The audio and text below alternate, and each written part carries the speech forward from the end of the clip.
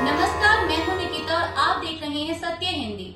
चलिए एक नजर डालते हैं अब तक की सुर्खियों पर। संस्था फ्रीडम फ्लोटिला कोएलिशन यानी एफएफसी के कार्यकर्ताओं का कहना है कि इस्राएली सेना ने उनके जहाज को रोक लिया है जो गजा पट्टी में मानवीय मदद लेकर जा रहा था। एफएफसी ने टेलीग्राम पर बताया कि मदलीन नाम के उनके जहाज से उनका संपर्क टूट गया है। साथ ही एफएफसी ने एक तस्वीर भी शेयर की है जिसमें कुछ लोग लाइफ जैकेट पहनकर हाथ ऊपर उठाए बैठे हैं। इस बात की अभी तक किसी स्वतंत्र स्रोत से पुष्टि नहीं हुई है। मीडिया रिपोर्ट्स के मुताबिक अंतर्राष्ट्रीय पर्यावरण कार्यकर्ता ग्रेटा थनबर्ग भी इस जहाज में मौजूद हैं और ऐसा माना जा रहा है कि ये मिस्र के तट के पास थी। इसराइल के विदेश मंत्रालय ने इस जहाज के यात्रियों के सुरक्षित होने की जानकारी देते हुए एक्स पर एक वीडियो जारी किया है। उन्होंने लिखा कि सेल्फी यॉट पर सवार सभी लोग सुरक्षित हैं और उन्हें कोई नुकसान नहीं पहुंचा है। उन्हें खाने के लिए सैंडविच और पीने का पानी दिया गया। शो अब खत्म हो गया है। बता दें कि इससे पहले इस्राएली विदेश मंत्रालय ने कहा था कि उनकी नौसेना ने जहाज को चेतावनी दी थी कि वह एक प्रतिबंधित इलाके की ओर जा रहा है, इसीलिए उसे रास्ता बदलना होगा। इसराइल का कहना है कि गजा पर नाकाबंदी जरूरी है ताकि हमास तक हथियार ना पहुंच सकें। बता दें कि फ्रीडम फ्लोटिला कोएलिशन एक जन आधारित एकजुटता आंदोलन है जिसमें दुनिया भर के लोग और संगठन शामिल हैं। यह समूह मिलकर गजा पर इसराइल की नाकेबंदी को खत्म करने के लिए काम कर रहा है। सीबीआई ने रविवार को एक बयान जारी कर कहा है कि एजेंसी ने इम्फाल एयरपोर्ट पर मैतेई संगठन आराम बाई तेंगोल के एक सदस्य को गिरफ्तार किया है। सीबीआई उन्हें गुवाहाटी लेकर आई है। इससे पहले मणिपुर पुलिस के सीआईडी विभाग के एक अधिकारी ने नाम ना छापने की शर्त पर मीडिया से कहा था कि शनिवार को कानन सिंह नाम के एक व्यक्ति को गिरफ्तार किया गया है जो आराम बाई तेंगोल का सदस्य है।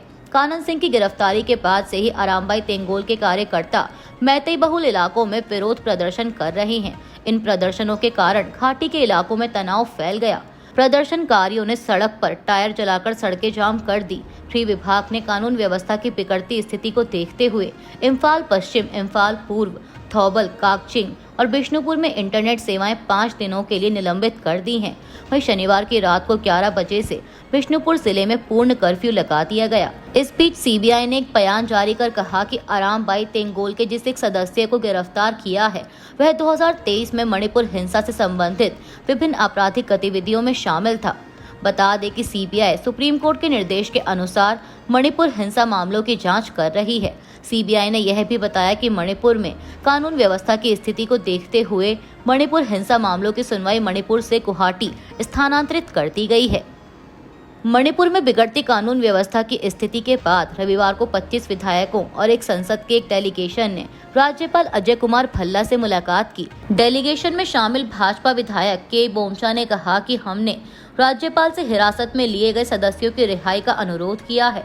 कानन सिंह की गिरफ्तारी सीबीआई जांच से जुड़ी है और अन्य 4 को घटना के समय उनके साथ जुड़े होने के कारण हिरासत में लिया गया था। उनका सत्यापन चल रहा है और अगर वे इसमें शामिल नहीं पाए गए तो उन्हें रिहा कर दिया जाएगा। हालांकि राजभवन की ओर से जारी बयान में कहा गया कि आज विधायकों के एक समूह ने मणिपुर के राज्यपाल अजय कुमार भल्ला से राजभवन में मुलाकात की। इस दौरान विधायकों ने राज्यपाल को राज्य की वर्तमान कानून व्यवस्था की स्थिति से अवगत कराया तथा सौहार्दपूर्ण समाधान निकालने में मदद के लिए उनके हस्तक्षेप का अनुरोध किया। मेघालय में 2 जून को लापता हुए न्यूली मैरिड कपल राजा रघुवंशी और सोनम रघुवंशी मामले में बड़ा खुलासा हुआ है। एबीपी की एक रिपोर्ट के मुताबिक पत्नी सोनम रघुवंशी को पुलिस ने उत्तर प्रदेश के गाजीपुर से बरामद किया है। 17 दिन बाद पुलिस को सोनम गाजीपुर के सोनम नंदगंज थाना इलाके के एक ढाबे में मिली हैं। फिलहाल पुलिस उसे जिला अस्पताल लेकर गई जहां प्राथमिक इलाज और चेकअप के बाद उसे वन स्टॉप सेंटर में सुरक्षित रखा गया है। वहीं अब सोनम के मिलने से पुलिस को यह उम्मीद जागी है कि मेघालय में क्या हुआ था इसको लेकर सारी जानकारी सामने आ जाएगी। आपको बता दें कि मेघालय में लापता हुई मध्य प्रदेश के इंदौर की रहने वाली सोनम रघुवंशी अपने पति राजा रघुवंशी के साथ हनीमून पर मेघालय गई थी।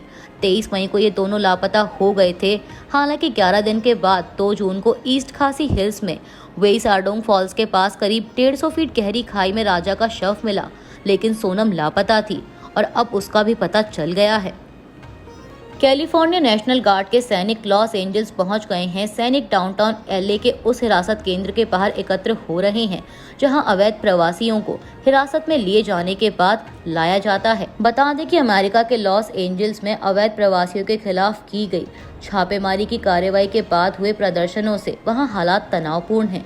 मीडिया रिपोर्ट्स के मुताबिक अधिकारी ने बताया कि लॉस एंजल्स पुलिस विभाग अब तक 29 गिरफ्तारियां कर चुका है।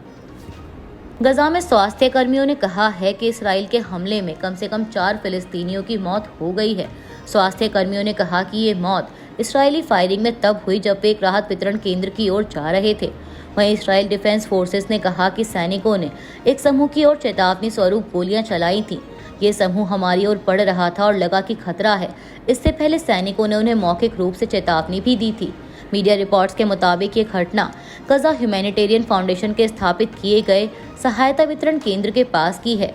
बता दें कि गजा ह्यूमैनिटेरियन फाउंडेशन का समर्थन इसराइल और अमेरिका करते हैं।